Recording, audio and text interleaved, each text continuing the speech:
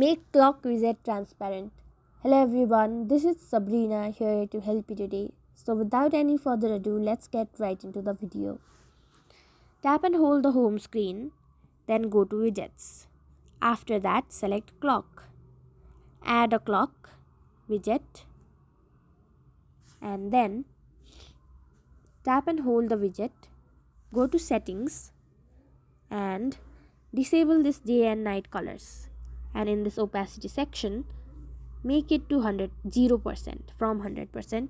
Go to done, and just like this you are now able to make your clock widget transparent. So yeah, that's it. Thank you for watching this video. Make sure to like, share and subscribe to our YouTube channel. If you got any questions, comment them down and I'll catch you in the next one.